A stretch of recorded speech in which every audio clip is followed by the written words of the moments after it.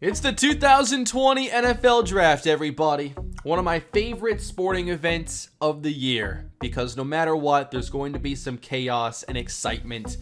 There's nothing quite like the NFL Draft. And today for you, I have my 2020 NFL Mock Draft, which I feel pretty terrible about, but I didn't want to spend too much time putting it together. I don't think that would be a great use of my time, but I put it together. I got some trades in here, and I'm doing an NFL Predict the Pick group. It is linked down in the description. You are able to submit your own mock draft and see how high you rank in the leaderboards. And because I'm doing this on NFL Predict the Pick, I am kind of keeping their rule set in mind. You get points based on nailing picks. If you have the right player at the right draft pick, you get 100 points. If you are one off, you still get 50.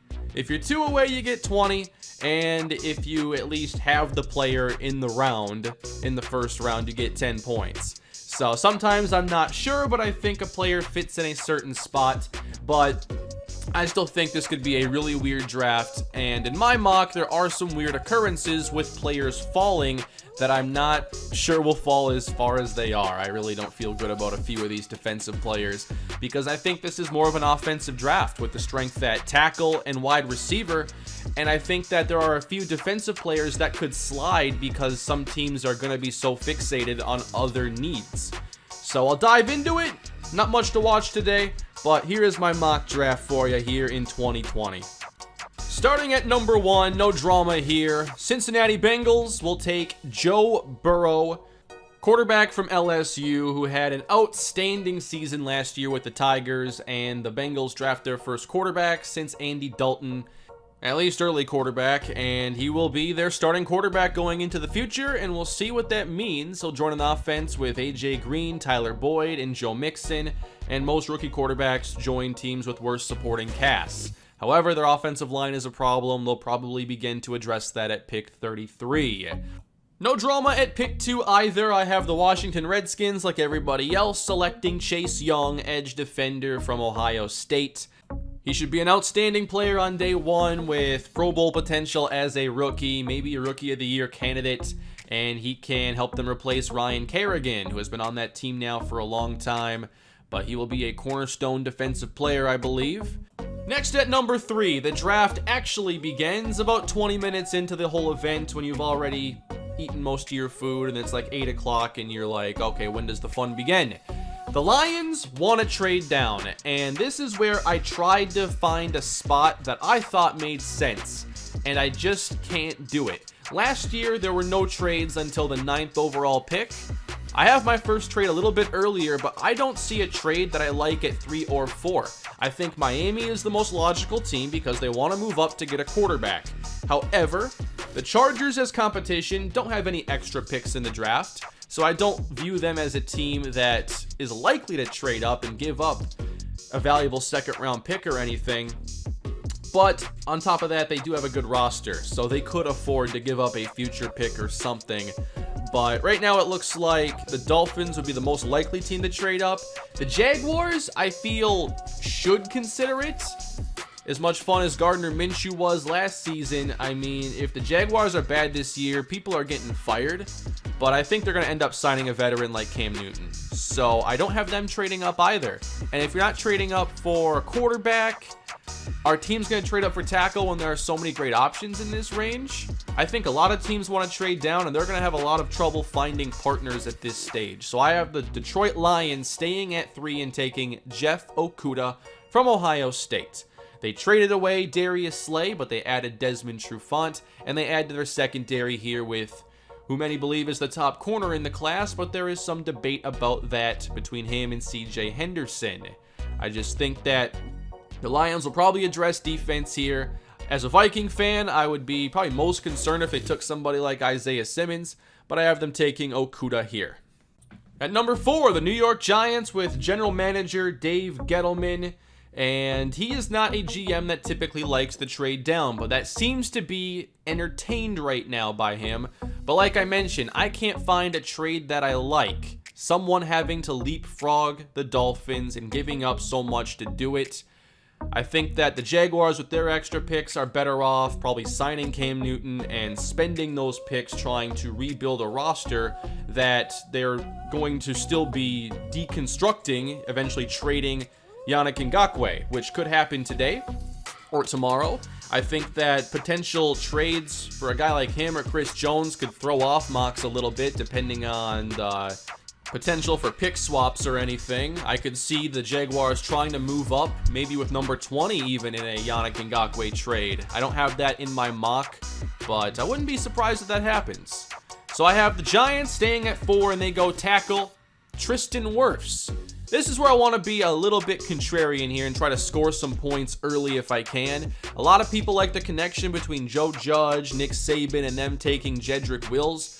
But I look at Tristan Wirfs, who comes from a very well-coached program at Iowa, and head coach Kirk Ferentz. And I think that if he's viewed as the highest upside tackle, he could be the first taken. I think there's a better chance Wills goes at 4, but I'm trying to score some points here, going with Tristan Wirfs. So here we have the Miami Dolphins at 5, not trading up for a quarterback. They have all these extra picks, and to me, I'd be a little disappointed if I were a Dolphin fan and they had to use some of their extra draft capital just to play it safe to get the quarterback they want, although sometimes you got to make that move. They have simply been connected recently more with Justin Herbert than Tua Tagovailoa, so I have them taking Herbert at 5, although I think they should take Tua. I think he is the much better quarterback prospect. But pretty much every year, NFL teams fall in love with quarterbacks that have like the prototypical size and the athletic measurables, and they think they can get so much upside, and that's leading to picks like Blake Bortles and Mitchell Trubisky at the top of drafts at quarterback. So it will not shock me at all when the Dolphins take Justin Herbert over Tua. But I do not have Tua lasting much further. I don't have a great feel for what the Chargers will do. They have a win-now roster. They were just a very weird team last year. So many turnovers, so many late-game losses. I think they have a very good roster that is playoff ready. But now with the quarterback change, Tyrod Taylor, Anthony Lynn loves him. But I still think you have to add a quarterback in case that doesn't work out and to develop. So I have them taking Tua Tagovailoa here at number 6 overall. I think Tua's going to be a great quarterback as long as he stays healthy. But the Chargers could definitely have one of the first major curveballs of the draft. I mean, you don't sign Chris Harris and Linval Joseph, 2 guys who have been veterans and are on the wrong side of 30. You don't sign those guys if you don't think you can win now. But I do believe the Chargers, as good as their roster is, can have their cake and eat it too. They can play to win now and also help their future with Tua. So let's move on to the next pick here. Finally, a trade. The Carolina Panthers have so many holes defensively, and I think that with only 2 defensive players taken to this point, they have some options and can trade down. I think they need to work on fixing up this defense, but I like what they're doing on offense right now. But I have the Las Vegas Raiders moving up to number 7, leapfrogging teams like the Jets and Jaguars that could consider going after a top wide receiver. I have them selecting CeeDee Lamb at number 7. I think it's a toss-up between Lamb and Jerry Jeudy, who goes number 1. I do think Lamb has the higher ceiling and he'll have more big plays. I think Jeudy is going to be a very solid wide receiver, but I think that Lamb could go first off the board. And this is one of those dominoes I can't wait to see fall, because everybody views this wide receiver class as deep, so everybody wants to wait. But someone's got to take these star receivers. They eventually got to get taken. So the Panthers end up moving down to 12. We move on to number 8. And the Arizona Cardinals. Very good value here. I have them going offensive line. Jedrick Wills, tackle from Alabama. Now, this could be Wirfs if he's the best tackle available, but I simply think that you go offensive line and don't even consider defense at this spot. You give Kyler Murray the best shot to succeed. Now he's got DeAndre Hopkins. And I understand with the air raid, you can do some things and you can kind of scheme around an offensive line. But the way I look at it, it's still the NFL, a fantastic pass rushing league. And I don't care what your scheme is. On 3rd and 9, you got to get a route past the sticks. You're not going to throw a slant. So you take a tackle here because they're valuable no matter the scheme. On to number 9. Jacksonville could mess up this entire draft because they're going to trade Yannick Ngakoue at some point. They already have extra picks to trade up if they want to, and I can't figure out where I want to potentially do those things. So I have them staying at both their picks in the first round. And at number 9, time to work on rebuilding this secondary. That was pretty fun for a minute. CJ Henderson is the pick at 9. He has generated a lot of buzz lately, and I think he'll be the second cornerback off the board. He's an outstanding athlete with great mirroring skills in man coverage. I've watched a handful of his games, and I like him to go pretty early in this draft. I can't see him falling past the Falcons, but I have him going here at 9 to be the new number 1 in Jacksonville. On to 10, the Cleveland Browns. Browns fans, you gotta wait a minute for your team to make a pick. Kind of a step forward.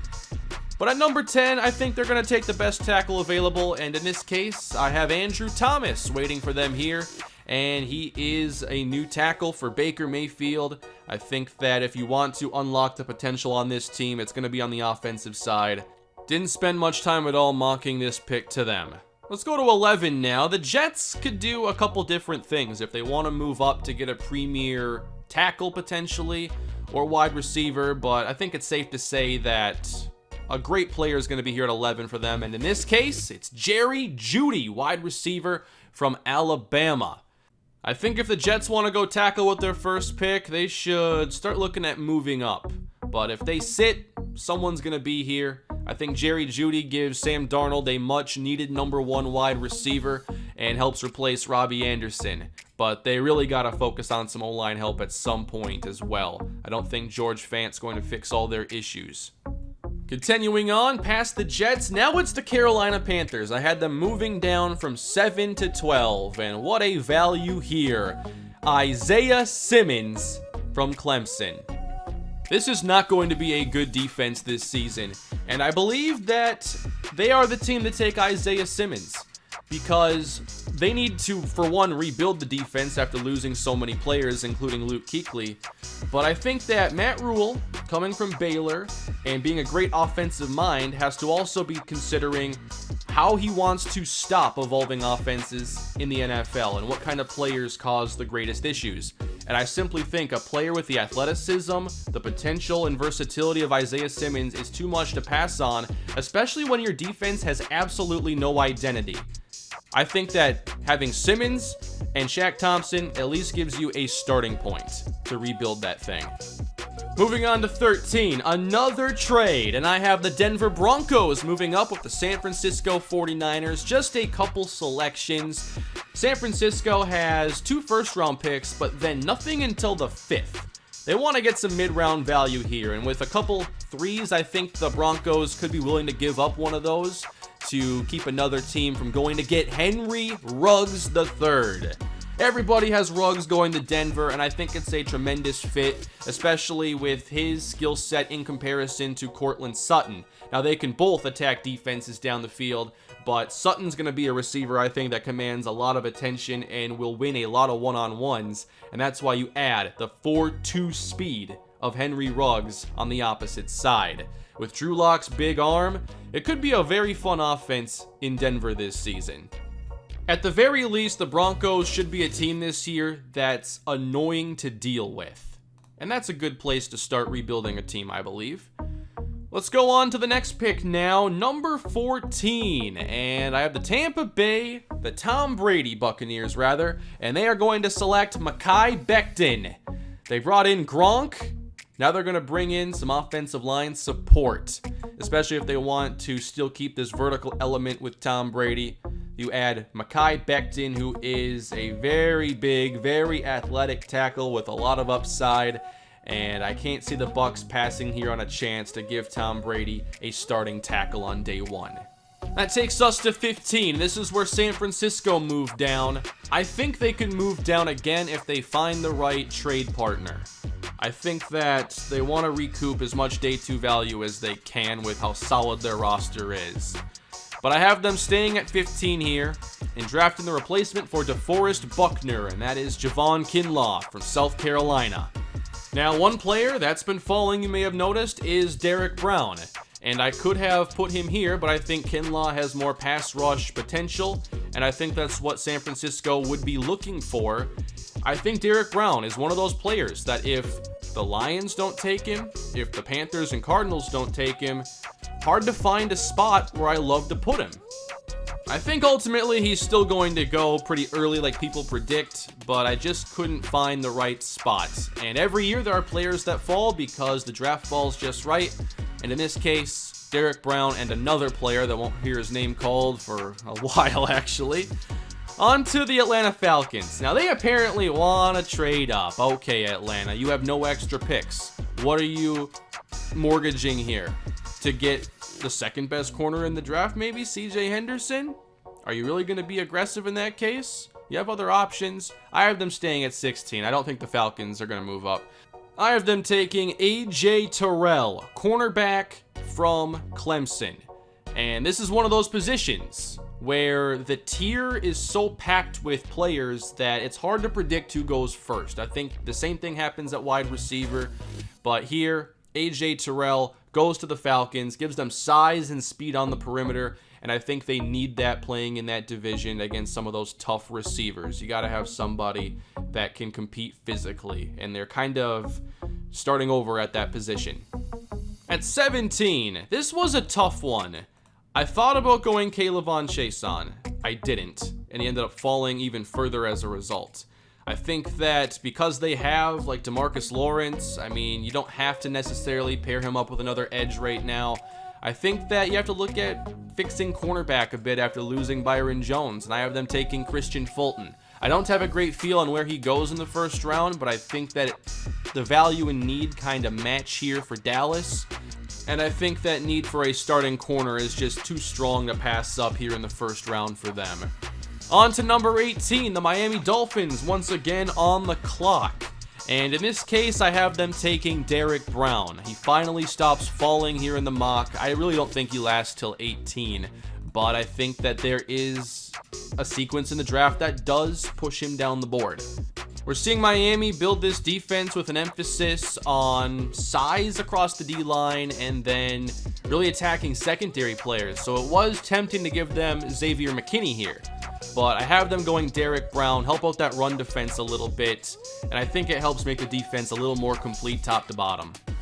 On to number 19 now. The Oakland Raiders are on the clock, and I wanted to get them AJ Terrell here. I thought that would be a great pick for them, but I had him going to the Falcons. I think that we could see Mayock, like he did last year, take players a little early when they're just really solid players. He just wants to bring in tough, physical football players, maybe not the highest ceiling, but I think he's going to target somebody like Jalen Johnson here, cornerback from Utah, who's one of the more physical corners in the draft. I really like him, would love him in Minnesota, but I think he's the kind of cornerback that Mike Mayock would love to have on the team. Aggressive players who are physical and have the ball skills of Jalen Johnson, absolutely, I can't see him falling too far. Let's go to number 20 now, the Jacksonville Jaguars. I spent a lot of time on this pick because I felt like they should just trade down in some ways because I didn't see a player I loved to mock here, but I gave them Xavier McKinney at safety. I had them taking CJ Henderson earlier. I don't know if they would really spend their first two picks on secondary, but they are major needs, and they can add really good players to fill those needs. McKinney's a good all-around safety and would help this secondary recover after losing two top-tier cornerbacks. Next up, we go to 21. It is the Philadelphia Eagles, and everybody has them taking a wide receiver. And I kind of wanted to switch it up here with which receiver they'd take, but I do think they'll take somebody that can play in the slot, and that's why I have them selecting Justin Jefferson from LSU. I could see them going for somebody like Denzel Mims or someone else that maybe is a bit more explosive down the field. But overall, I think they just add a really solid wide receiver with Djax and Jeffrey. I think they'll still play on the outside a lot, and Jefferson can be their new slot receiver. He has good size, good speed, and would be a great target for Carson Wentz. Now we get to the Minnesota Vikings, my favorite team, and usually I think I have a good feel for where they're going to go when their needs are desperate. Laquan Treadwell was an easy prediction. Garrett Bradbury was an easy prediction. I think here, their offensive line has not gotten better, and it's been their greatest weakness for the entirety of the Mike Zimmer era. They need to go offensive line, and I believe they will with their very first pick. They could look to trade up if somebody for some reason falls. I think there's a huge hole at receiver, but it's a deep class, so they don't have to attack it early. There's also a major hole at corner, but the way this board has fallen, I have them taking Josh Jones from Ole Miss with their 22nd overall pick. Jones will give them a pass protecting boost that they desperately need, and it gives them the flexibility to consider moving Riley Reiff inside to guard. Next up, the New England Patriots. I could see them trading down, and that's why I have them trading down here with a team that I don't think many have moving up. The Baltimore Ravens, who have a lot of picks in this draft. As a matter of fact, they have their first round pick, which is at 29 or 28. Then they have 2 seconds, 2 thirds, 2 fours. They don't need all these players with how solid their team is, honestly. I see them moving up. They could go receiver. In this case, though, I have them leapfrogging the Saints to take Patrick Queen, linebacker from LSU. Now, many have Kenneth Murray mocked to the Ravens. I'm simply going Queen because of his impact to the passing game, and that's simply more valuable. It's a theme in my mock draft. Players that impact the passing game go a little bit earlier. And I think Queen would be a great addition to that defense, but they'd have to move up to make it happen. Otherwise, I think you would go to the Saints. But now we do have the Saints on the clock at 24, and with no Patrick Queen, they could go Kenneth Murray, they could go linebacker, but they have a really good top-to-bottom roster. They could also look at Drew Brees' successor, maybe select Jordan Love. But I think that there's still one hole on this roster, despite them trying to fill it. I have them selecting wide receiver Denzel Mims from Baylor. And the reasoning is because I think that with Thomas, he's obviously better inside. With Emmanuel Sanders, I think he's also a terrific route runner, but I think you want someone on the outside that commands a bit more attention down the field. The Saints don't have that right now, and Denzel Mims fills a void there. He can loosen up some coverage, and you have Sanders, Thomas, Kamara underneath. I think all those players perform better if there's somebody else that stretches the defense. Denzel Mims is the pick. That takes us to Minnesota, where I'd love to have Denzel Mims, but it's too late for that. Now, I think that they're going to want to go tackle corner and wait till tomorrow for a receiver. But the way the board has fallen, Jalen Johnson ain't there, AJ Terrell ain't there. I think they go wide receiver in this case and select T. Higgins from Clemson. When the Vikings take a receiver, I think you can guarantee that player is going to have some size and ability to win one-on-one down the field. The Vikings are a 2-receiver offense. They ran 18%, 11 personnel last year. 1 tight end, 1 running back, 3 wide receivers. Now, Thielen was hurt for much of the year, and they were thin. Now, Thielen's healthy, they don't have Diggs, and they're still thin. So, this player needs to have the ability to start on the outside and can't have deficiencies that will allow defenses to crowd the box and shut down Dalvin Cook. T. Higgins can win down the field. He has incredible ball skills, and I think if you want to keep defenses from stacking the box, you have 2 guys that can catch any ball in T. Higgins and Adam Thielen. And that takes us past Minnesota to number 26 overall, and the 3rd pick for the Miami Dolphins. Going to be a fun night for Dolphins fans. I have them going offensive line now. This is a pick to help out Justin Herbert, and I have them going Austin Jackson from USC. It looks like we're going to see 5-6 tackles go in the first round. I'm not sure if there would be more, but the Dolphins got to make sure they get one of them, I believe. Their offensive line is in rough shape, and having a bad offensive line is no way to support a rookie quarterback. Next up, the Seattle Seahawks. They're always an interesting team because they are very difficult to predict outside of the fact that they're going to take an athlete with whoever they select. Every year, I think everybody wants them to finally help out their offensive line. I have them finally doing it here. At number 27, Esra Cleveland from Boise State. He had an outstanding combine, and I think the Seahawks would take him here if he was available. He's also getting a lot of first-round buzz regardless, so I think he goes in the first. Now at 28, I have the New England Patriots, who traded down with the Ravens. I have the Patriots selecting Kenneth Murray from Oklahoma. What I think right now is that the Patriots are going to spend their first pick on a defender. I don't think they go offense. I believe they're going to be a very defensive football team, and I think Belichick's going to have some sort of a plan this year to win, and it might be a very weird roster build this offseason. But I think that if they're going to win with defense, they got to add some more talent there, and at linebacker, I think Kenneth Murray is a good value for them, although I think they should add some front four help at some point. Moving on, number 29. The Tennessee Titans, I have them selecting K'Lavon Chaisson. I can't believe I have him falling this far, but I just couldn't find the fit I loved. I even thought maybe Minnesota, but I have them passing. Dallas, possibly. Falcons, I don't think they go edge again, but I guess it's possible.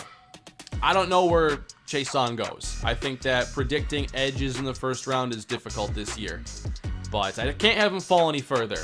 Now, I love Harold Landry on that defense for the Titans. They signed Vic Beasley, but there's just too many questions because he hasn't played at a high level in such a long time.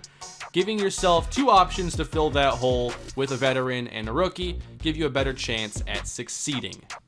Just a few picks left now. We've made it to number 30 in the Green Bay Packers. Very confident they go wide receiver here. Devontae Adams cannot do it all on his own. They need to make some more serious investment.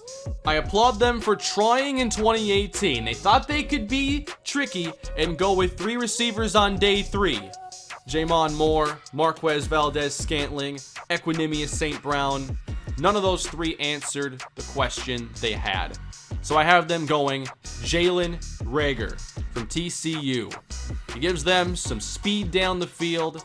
I think that there are a number of receivers they could consider in this spot. Even T. Higgins, if he's available. I would not want to see Higgins go to that team, especially Aaron Rodgers. You know he can put the football somewhere in range, and with his ball skills, that would be a combination I just would not want to see over this Vikings secondary for years to come. On to the Super Bowl teams. At San Francisco's pick, 31st overall, I have them trading down and acquiring more day 2 value. I don't even have a team here. I simply put Jordan Love here because I think there's that chance that somebody wants to trade up for him, get that 5th-year option for sure. I don't even have a team here. Just 31st overall, Jordan Love. San Francisco wants to go down. It's one of your last chances to move up for a quarterback. No team, but Jordan Love goes here. And that takes us to 32, the final pick. Kansas City, Super Bowl champions. I think they will end up going defense with this pick. I wonder what they end up doing with Chris Jones. I feel like he's going to at least stay for a year, or maybe they come to an agreement on a contract. I think linebacker's possible, but Murray's off the board, Patrick Queen's off the board. Corner is another possibility, but instead I'm just going to give them another pass rusher to line up opposite Frank Clark. And if they lose Chris Jones, they're going to want some more D-line investment. So why not add Yetur Gross-Matos from Penn State? He's extremely athletic, and I believe with the way the Chiefs are built, they're going to score a bunch of points. All you should care about on defense is sacks and turnovers. Run defense does not matter for them. It literally does not matter. Just get sacks and turnovers. You'll have a chance to win another ring. And that is the end of my first round mock draft. How horrible was it? Let me know in the comments. Top players on NFL Predict the Pick here that I did not include were DeAndre Swift. I do not think a running back will go or should go in the first round this year. And I think Clyde Edwards-Helaire is the best running back anyway. Zach Bond, Laviska Shenault, Jonathan Taylor, Jeff Gladney, KJ Hamler. Didn't have Gladney going to the Vikings, by the way, because I think without a doubt, whatever cornerback they take is going to have some physicality. Mike Hughes is smaller, and I think that if you're going to be covering Devontae Adams, Kenny Golladay, Allen Robinson, you got to have some physicality. And there were some great years with Xavier Rhodes, and they're going to want to replicate that. So they're going to take a big physical corner, I believe. There's still some great day 2 value, though, on the board after this. Should be a fun second round as well. Couldn't find a spot for Ross Blacklock. Brandon Ayuk's one of my favorite players in the class, but I just had other receivers going over him. And then I'm also a Minnesota Gophers fan, so I can't wait to see where Antoine Winfield goes. Unless it's to like one of the NFC North rivals, then I don't want to see that happen.